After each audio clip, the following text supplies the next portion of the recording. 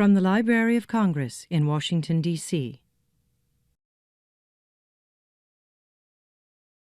Premier photographer, and Dr. Neil Rosenberg, its premier historian. For the next 40 minutes or so, Carl and Neil are going to take us on a fascinating journey into the heart of this quintessentially American musical form.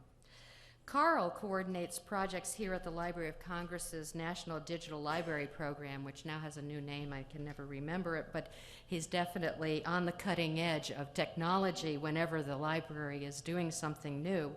And he's developing new approaches now to the preservation of the library's audio and video recordings and holdings, and this is a really exciting thing for us.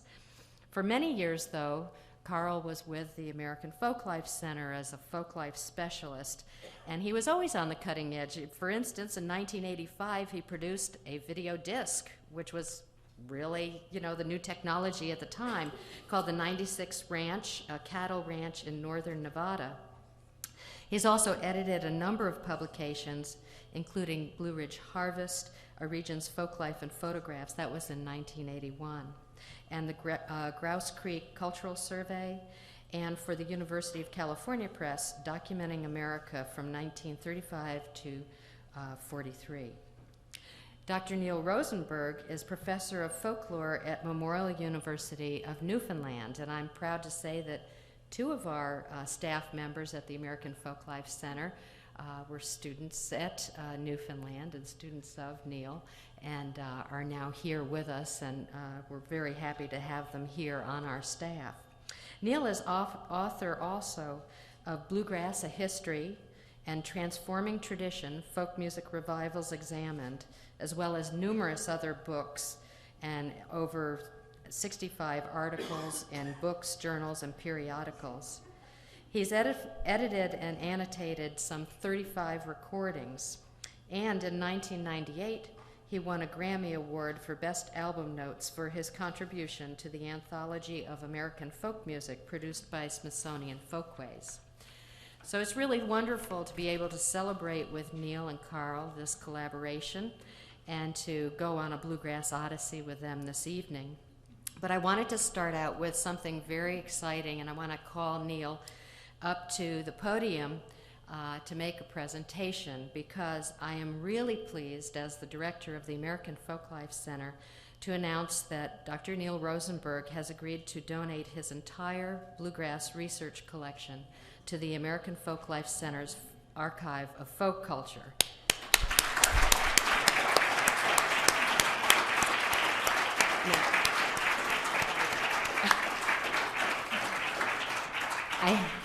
I have to tell you that this collection, which will be called the Neil V. Rosenberg Bluegrass Music Collection, contains one-of-a-kind field recordings of performances by and interviews with bluegrass musicians. It has field notes, correspondence, commercial recordings, photographs, and various other items that comprise over 40 years of meticulous research by the foremost authority on bluegrass music. We're thrilled to have it, and we're thrilled to have it here in Washington, D.C., which is known as a bluegrass town. And it will be available for researchers and made available to all of you. So this is really exciting news. And the collection will be coming in increments, and Neil has brought the first increment of the donation with him this evening. 5 reel-to-reel tapes that represent an anthology of bluegrass music he began to compile in 1961. So please join me in welcoming Neil for the donation of this collection.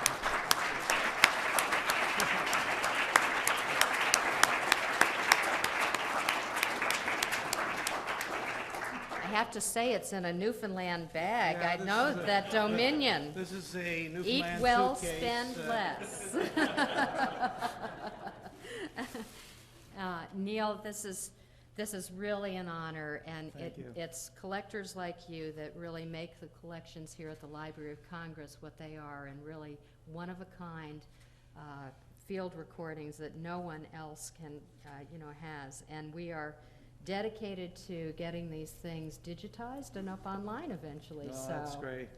Well, thank you Thank very you. much. It's a great pleasure.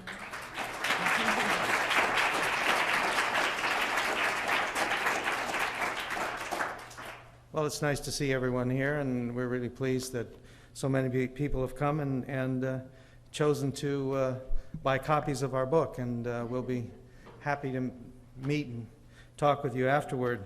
But what we're going to do right now is talk a bit about how this book came together.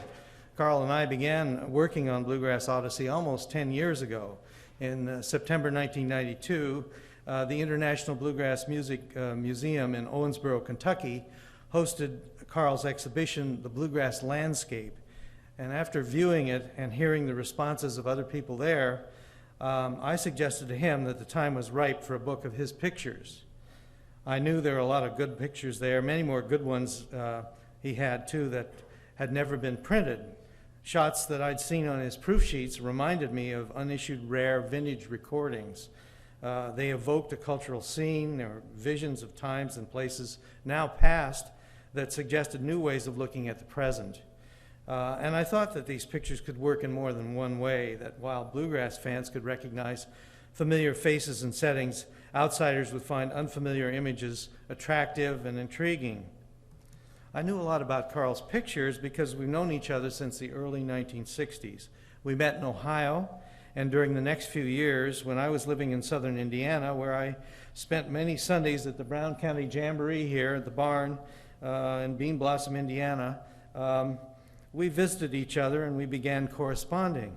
In those years, bluegrass music, a country music genre that took its name from the band of Bill Monroe, a Kentucky-born Grand Ole Opry star, was less than 2 decades old and was experiencing a revival as young folk music enthusiasts were discovering it and exploring it. We were in the thick of that scene, sharing our thoughts and experiences, and we were looking at many facets of the music at the same time. We followed established stars like the Stanley Brothers and Bill Monroe, the hot newcomers like the Country Gentlemen. We were buying their records, going to their shows, taping some of those shows. That's part of what my collection is. Tuning into broadcasts, and we were also exploring bluegrass history at the same time, listening to the stories of the old-timers, compiling discographies, getting to know who was who in the business, and at the same time we were playing the music too, and frequently these strands overlapped. In 1966, as Carl was helping me negotiate a repair job by our mutual friend Ron Chasey on my old Gibson mandolin, very much like this one, he added in a letter he wrote to me a newly heard tale. He wrote me saying, "A story Ralph Stanley told me a couple of months ago might interest you, although you've also probably heard it." He said they had a feud running with Monroe. Well, more accurately, Monroe had one of his feuds on with them. Monroe was recording with Columbia, and Columbia wanted to sign the Stanleys too. Monroe said that if they were signed, he'd quit. They were, and he did. Ever since then, he's been PO'd at Columbia, and that's why he always ends his show with a recommendation to buy his records on the Decca label.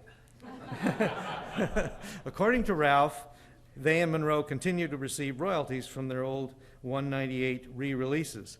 Well, stories like that helped move me to study and begin writing about bluegrass history in the late 1960s. By 1969, after I'd moved to Newfoundland, Carl was writing me about the collection of photos, like this one, that he was building. Bluegrass was going through big changes. The first Bluegrass Festival, held in 1965, was a key event.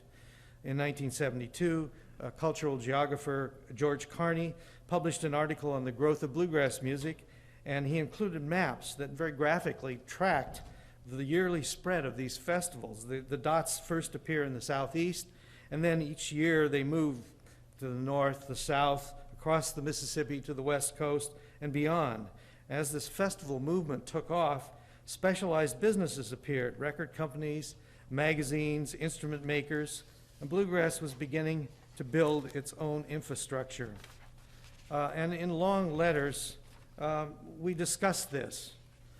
As Carl was in West Virginia, much closer to the center of the movement. He kept me posted with reports from the festivals and the clubs he'd visited with his cameras. I responded with discographical and other historical tidbits from my ongoing research. In 1970, a music publisher wrote me and asked if I was interested in doing a bluegrass book. At the time, I'd done some articles and liner notes, but I was busy writing a PhD dissertation. The idea of a book was a pleasant distraction from the academic tedium, as I noted when I wrote to Carl.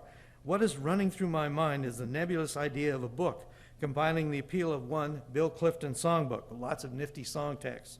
Two, the notes to mountain music bluegrass style, which give the feel of bluegrass mania, talking about instruments, dress, attitude, etc.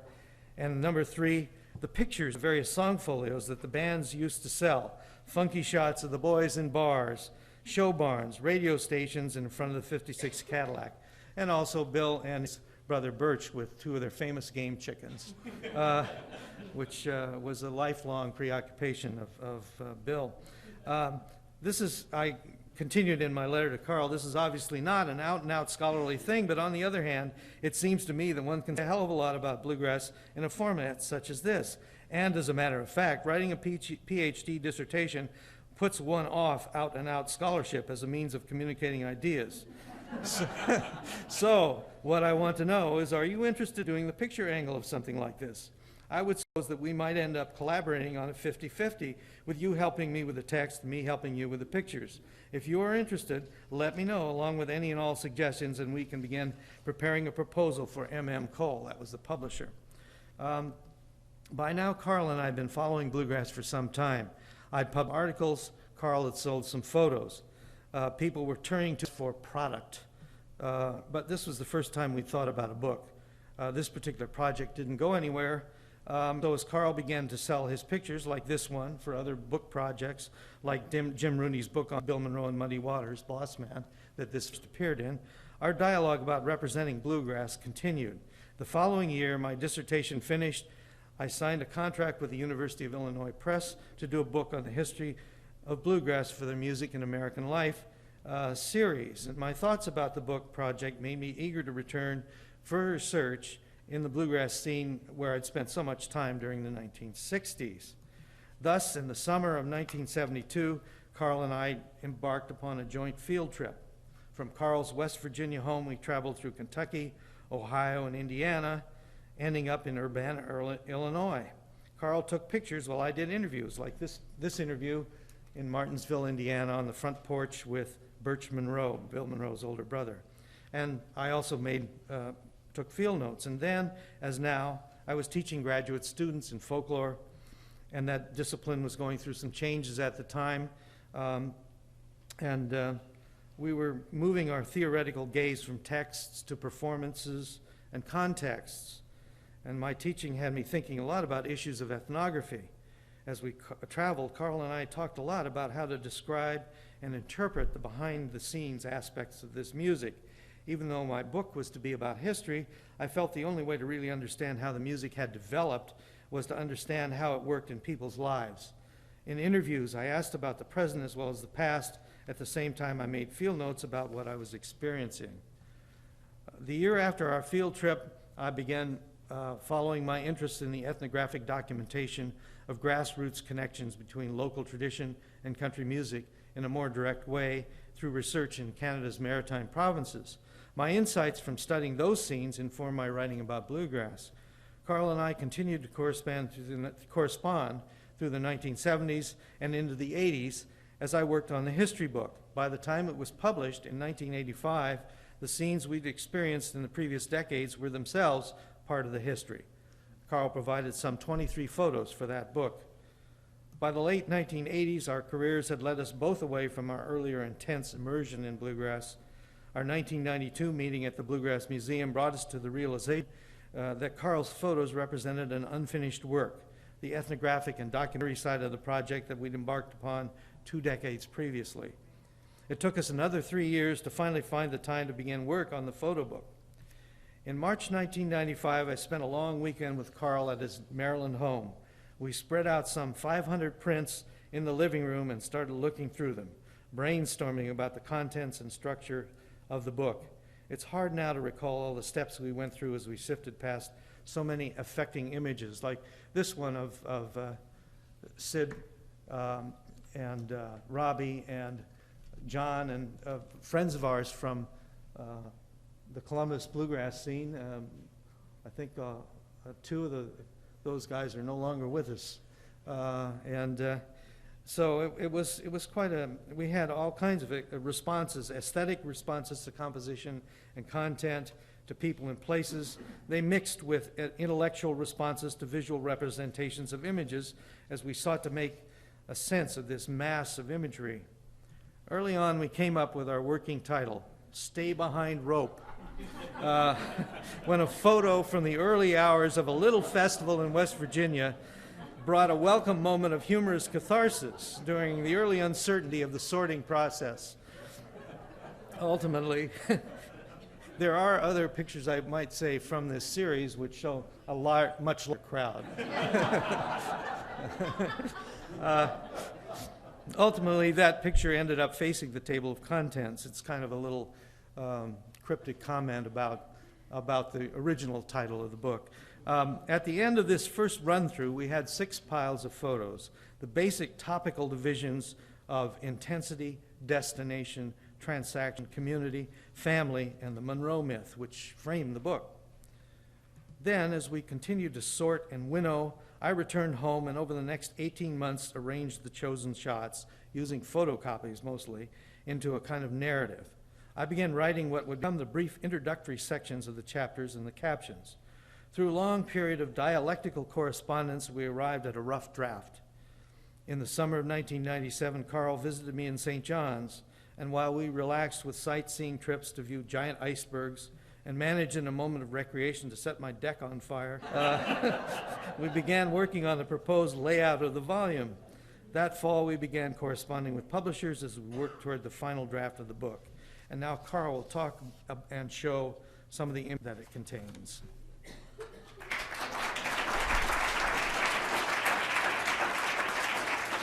Well, thank you, Neil, and we actually are going to tag team, so you'll get Neil again for a minute. I've been a devoted fan of bluegrass since about 1960 until today. My active photography began in the late 1960s while I was getting my Master in Arts degree in the photo and film program at Ohio University.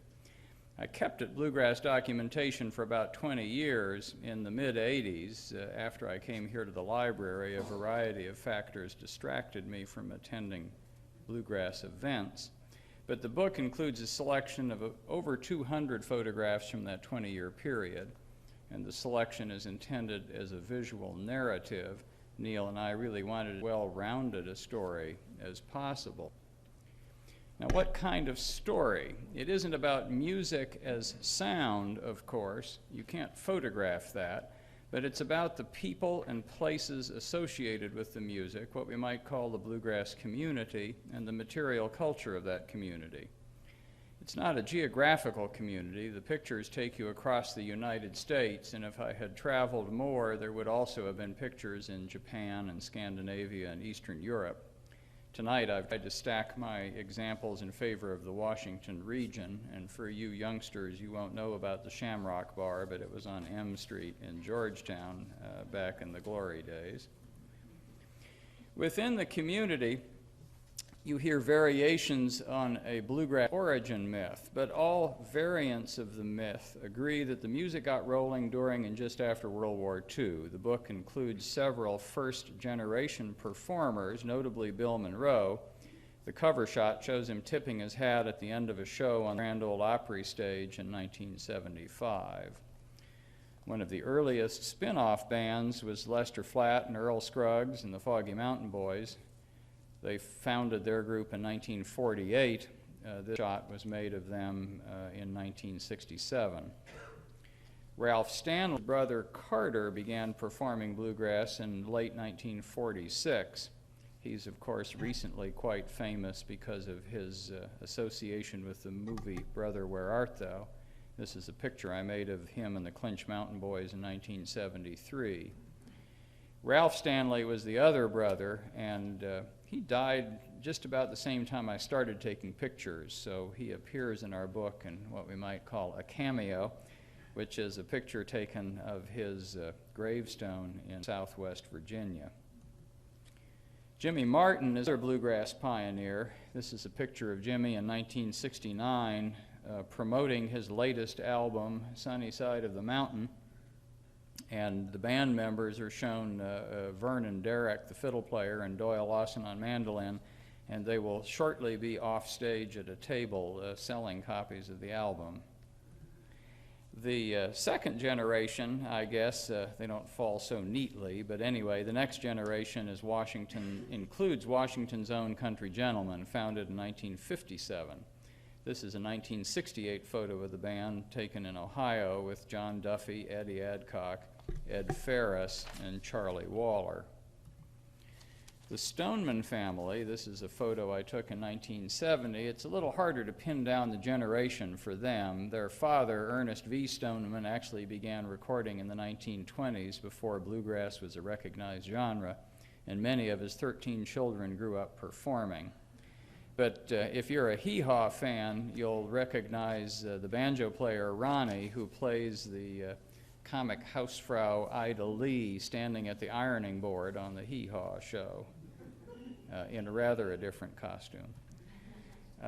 The bands that play bluegrass, run the gamut from amateur to professional with some semi-pro gradations in the middle. This is Grethel Bennett and the Bluegrass Buddies performing at a high school gym in Monterey, Virginia at the Maple Festival, and I think they probably fall in the amateur end of the semi-pro spectrum. Beyond giving a cross-section of musicians, we try in the book to go a little behind the scenes. There are cadres who support performances in more direct ways. This is Gary Olsey, who is the manager and owner-operator now, I guess, of the Birchmere Music Hall in Alexandria, a place that Neil and I think of as a rather gentrified venue. This is Gary in 1981. He was the impresario for this event, but also operated the sound system for a Bill Monroe concert. Recording studios, of course, are part of the story. This is Barry Poss, who is a record producer and the owner-operator then of the Sugar Hill label, standing at the left, as Doyle Lawson and recording engineer Bill McElroy work out some song timings for a Quicksilver recording session at the Bias studio, which is out in or near Springfield, Virginia. In the musical instrument side, this is George Gruen in the foreground. He's a really famous dealer and an expert in antique instruments, and this was his shop in Nashville, Tennessee in 1973. Another part of this behind-the-scenes spectrum is the disc jockey. This is Gary Henderson, lovingly known as the Round Mound of Sound. Back when WAMU gave us rather more hours of bluegrass music every week than they do today. We regret that shrinkage, but anyway, it was great with Gary, especially while it lasted, quite an influential character here in Washington. Dick Spotswood, we're happy to say, is still on the station, and it's worth saying that not only was he a co-founder of the magazine Bluegrass Unlimited, but he's been a great friend of the Library of Congress. He edited a wonderful set of folk music record albums here for the U.S. Bicentennial under the Folklife Center auspices. This is a photo of him at home in Silver Spring in 1975. Bluegrass Unlimited is the leading and longest-lived magazine devoted to the music. As of 1974, this was the husband and wife editing and publishing team of Pete and Marion Kuykendall. They were then located in Annandale, Virginia, and Bluegrass Unlimited helped support the production of this book at the University of Illinois Press, and Neil and I are very grateful for that help. You've seen the picture of the Jamboree barn that sort of stood for Neil's personal roots in bluegrass back in the 60s. This gets closer to mine. It was taken in 1972, but it's back in one of those Appalachian neighborhoods in my hometown of Columbus, Ohio.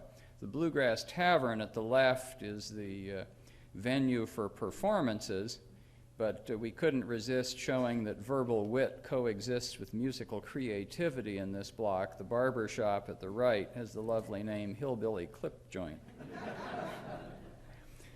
Now, the Bluegrass Palace is I guess we're stereotyping here, but sort of the antithesis of gentrification.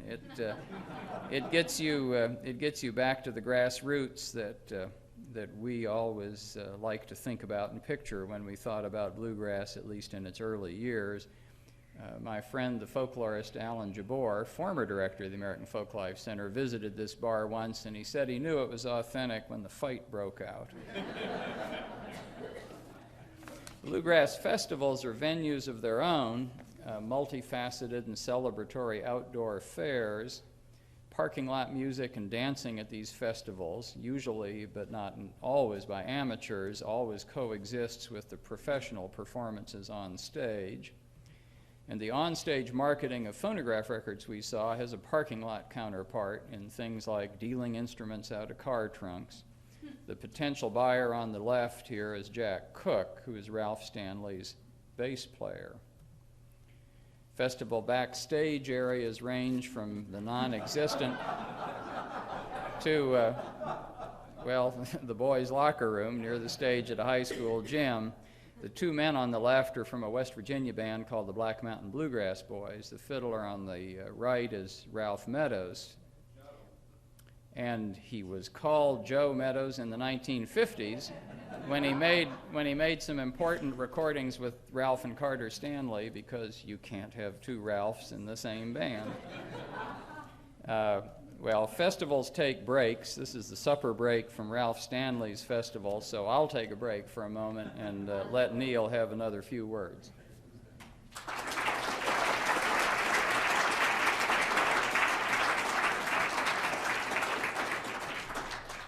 Well, as I sifted through all these images that Carl had created, some new thoughts emerged from the familiar images.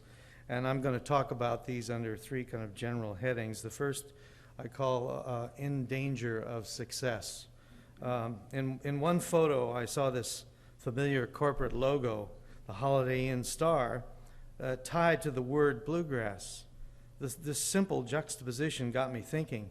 Years earlier, Archie Green had sent me hunting for the history of the word bluegrass. I found it was first used by those who knew all about the music, people who didn't need to be told what it was or who played it. They used that word bluegrass either as a circumlocution in polite discourse to avoid mentioning names that might offend, like Bill Monroe's name to flatten Scruggs, or as a humorous reference in informal banter, boys, let's play some bluegrass. Later, those who learned the name first and consequently had to find out what the music was, who played it, these people tended to take the term more seriously. And with this kind of interest came the start of a grassroots musical movement. Now, in the 1970s, when this picture was taken, as the festival movement prospered, the word sat there on the sign, licensed franchise sign, as if the music itself were staying at the motel, rather than sleeping in the back seat of the limo or in some cheap tourist cabin. Reactions to these kinds of changes wore in me. We create an aura of authenticity when we invest a casual word with authority. This sows the seeds for change, and along with veneration comes co-optation and dilution. Does bluegrass, what Pete Wernick described as simple music, played with deep feeling and great virtuosity, deserve a comfortable middle-class bed in an air-conditioned room with a pool nearby? Bluegrass enthusiasts will be arguing that one forever, I suspect. My second topic, Two's Company. About 15 years ago, I worked with the people at Dayton City Folk on a Dayton Bluegrass reunion concert. And in the program notes, I wrote about the Appalachian immigrants who'd created a vibrant musical scene in that area. Mainly men who'd come there leaving jobs in mines and on farms for lucrative factory work. I'd apprenticed as a bluegrass banjoist in a similar and closely linked scene in southern Indiana. In thinking about their experiences and the experiences of the men that I played music with, I noticed an interesting parallel between country to city and a shift in bluegrass harmony singing preferences from duets to trios. It was particularly notable in the music of influential Dayton bands like the Osborne Brothers, seen here with Dale Sled, sing trio, and Red Allen. Early bluegrass singing was dominated by two-voice harmonies, often called brother duets, Like personal and family relations, they allowed for a generous amount of personal latitude, in intervals at least, if not phrasing. Trio harmony requires a more tightly organized integration if the parts are to remain separate but complementary. And I learned this too in rehearsals with a Southern Indiana band led by North Carolinian Roger Smith. It seemed to me that this need in the music mirrored life in an industrial urban setting where personal independence is tempered by the need to mesh in tight coordination, whether it be driving a semi-tanker on the interstate, as Roger did when he wasn't playing music, or working on the assembly line like the Stanley Brothers did for a few months in the 1950s. When I began looking at Carl's pictures, I found not just bluegrass vocal trios, but social triads too. I realized as I thought about bluegrass communities that Carl had taken many photos of people in groups of 3. So the chapter titled Community opens with vocal trios and then moves to people socializing and working together, like this picture of Dick Freeland, the founder of Rebel Records, John Duffy of the Country Gentlemen, and Carlton Haney, the promoter who put on the first Bluegrass Festival. Or Hazel Dickens and Alice Gerard putting a new set of cufflinks on Bill Monroe. Of course, some of this is just Carl watching what was interesting or obvious and composing with his eye. However, I hadn't shared my trio theory with him. 2's company, 3's a crowd. We have traditional language for dealing with this, but the visual implications open it up, suggest 3ness in new ways to me. My final title I borrow from what was, for me, a hometown rock band many years ago, Looking Out My Back Door. As I looked at the many images Carl took at festivals, I began thinking about the way he'd walked about, looking at what was happening and taking pictures. We talked about the festival as marketplace and social arena, noting the transactions taking place, and that had suggested certain photos. Now, as I looked at all of these shots of stage, off stage, and beyond, I began to imagine a kind of festive reinvention of urban space in which the festival stage was like a city's civic center or courthouse, clustered around this downtown area where the businesses, food concessions, souvenir stands, and things like this entrepreneur, Roger Sprung here, holding up one of his records, one of the pioneers of bluegrass in the New York City scene. And at this point, I noticed how the festival differed in some ways from its urban model, in that some things that are hidden in cities are revealed in festivals. Backstage was, for example, visible even when etiquette kept musicians apart from audience members.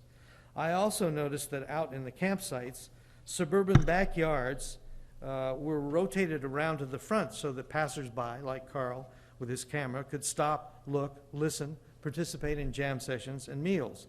Thus, by imagining the invisible photographer from the image he created, I arrived at a new sort of gestalt about the event itself. Well, finally, I'll just mention a couple of accounts of reader reaction. I know this is something that those who study books are always interested in. This is one of the most noted photos in the book. It's a picture of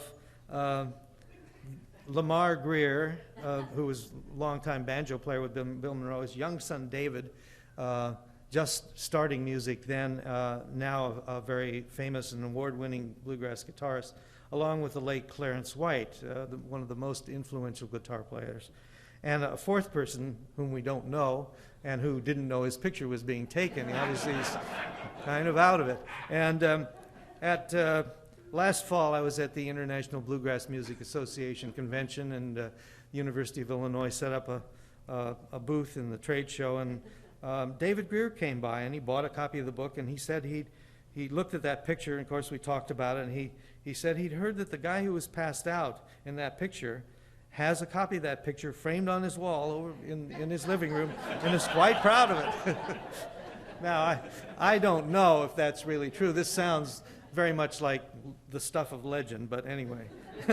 Another much commented upon set of pictures this is 2 of 4 here, is a very young Marty Stewart telling a joke to Sonny Osborne. And again, when I was in the booth at the IBMA, an old friend of mine came by, a banjo player from Columbus, Dale Vanderpool, very fine musician, who was first introduced to me by Sonny Osborne when I was backstage at the Opry in April 1986 promoting Bluegrass A History. And Dale said, you know, I was in those pictures, or I was there when he took those pictures. I was just out of the frame over to the right.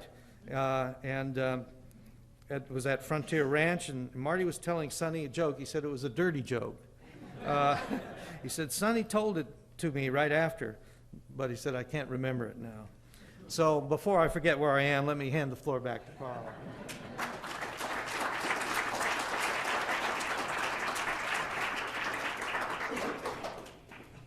Earlier, I talked about the photographs in terms of how they portray a cross-section of the bluegrass community, but I'd like to say a few words about the detail of the book structure and a little bit about how pictures and words can relate. For those that you don't recognize, that's the Lewis family, a great gospel group in bluegrass. Sometimes what we've done in the book's layout juxtaposes photographs in what you might think of as a fairly literal-minded way. This is a pair that shows the Astro Bar in Columbus, which Neil and I think of as a sort of a classic beer joint. And we play that pair opposite pictures of the storefront congregation in Louisville, which we think of as sort of a descendant of 1960s coffee houses. There's a multicultural mural on the back of the stage and a menu of diverse musical styles, including blues and jazz, advertised on the front. The idea of the juxtaposition, of course, is to convey the sense that bluegrass is at home in a range of different kinds of venues, from working class to middle class. This is the image on the left-hand side of another two-page spread. It's a picture taken during a field trip Neil and I made in 1972. Esco Hankins was a retired country singer who ran a record store in Lexington, Kentucky. It was about lunchtime, and Esco was on the telephone making an appointment on our behalf. The right-hand page in this spread shows the result of the phone call, a photograph of bluegrass banjo player and bandleader J.D. Crow at home, taken during Neil's interview at J.D.'s place later that same afternoon.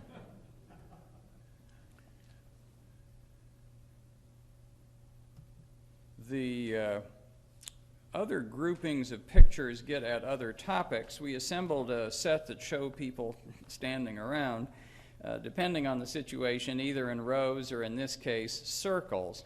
This is the Japanese band It's a Crying Time in a pre-show warm-up, as observed by the band leader Lester Flatt, who's also standing by for his set. I never asked Lester, but I did once talk to the musician Everett Lilly, who, like Lester, had first-hand memories of the World War II period, and Everett told me about his really deeply mixed emotions when he went on a performing tour in Japan in the 1960s. Musical warm-ups and interpersonal communication do lead groups to form circles. On the page opposite Lester and It's a Crying Time, we depict the Mississippi band called the Magnolia Bluegrass Boys and Girl rehearsing before a schoolhouse show, and Bill Monroe exhorting his fellow musicians to play their best before a multi-band bluegrass show in the Opry House in Nashville. Captions are always a puzzle. How much or how little and what to say. Some documentary photography books take a minimalist approach, either no captions or a little list in the back. We're not minimalists, and just to illustrate what I think of as the hazard, I'm not going to tell you a thing about this photograph. You'll have to read the book. We tried to avoid the pitfall of captions that explain what is perfectly obvious. For example, we tell you about Ralph Rensler's role with the Newport and Smithsonian folk festivals, but we don't say in words that you might measure his taste by observing that he sits in a handmade rocking chair in front of an antique roll-top desk surrounded by folk and tribal art. We hope you'll read the photograph and reach your own conclusions. We don't tell you in words that Bill Monroe is kissing Jewel Breeding. I guess this is actually just before or just after the kiss. But we do report that Breeding was the inspiration for Monroe's 1972 love song, My Old Kentucky and You. If you want an in-depth look at Monroe's Casanova side, you'll have to read Richard Smith's biography, although Neil's text for this chapter includes a few paragraphs on the subject. The caption for this photograph sticks to the facts, but the chapter text interprets the scene. This is Bill Monroe and some of his kin in his hometown of Rosine, Kentucky, dedicating a new tombstone to a long-deceased musical uncle who had influenced Monroe as a youth. The stone's inscription tells us that Uncle Penn was, quote, immortalized in song by his nephew Bill Monroe, father of bluegrass music and member of the Country Music Hall of Fame, and goes on to quote Monroe's song. Neil's chapter describes the dedication ritual, and Riley concludes that Uncle Penn's grave became a symbol of Bill Monroe's fame. Well, reading photographs is one thing, reading into them is another. All of us do this, of course, but I dislike captions that do the reading in for you. We tried very hard to avoid this transgression in the book, but I can't resist on this occasion proceeding to commit the sin myself. This is one of my favorite photographs. I really like the absence of strong graphic values. It has, for me, sort of this, it's as ordinary life, which I cherish very much. The man in the hat is Jimmy Martin, accompanied by two of his children. He's backstage at the Grand Ole Opry. Jimmy performed at the Opry from time to time, but was very frustrated by the fact that he was never invited to be a regular member of the cast, in spite of having a number of excellent hit records. He's expressed his unhappiness about this on a number of occasions. So on this evening in 1975, we find him chatting with two men who represent these two forces in his life. On the left is Owen Bradley, who produced many of Martin's records for Decca, and on the right is Bud Wendell, then the director of the Opry. I always wonder if the seemingly upbeat mood of the picture conceals anguished feelings. Did the presence of the children subdue Martin's normal peevishness? Do Bud Wendell's face and crossed arms tell us something about his relationship to Martin? Well, I don't know. Anyway, stop me before I sin again, and in fact, I think I'll stop altogether where we started, with the father of bluegrass music tipping his hat. Thank you very much.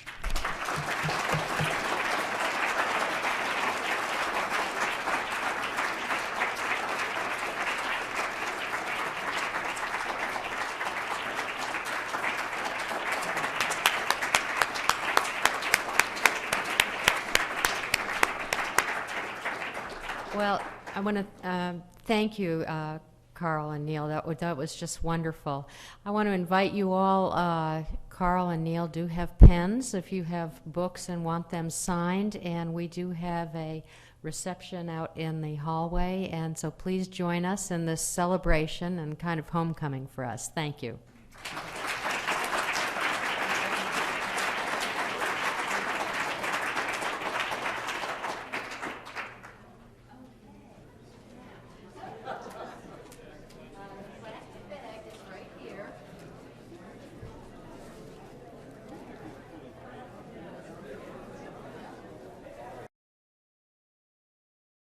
This has been a presentation of the Library of Congress.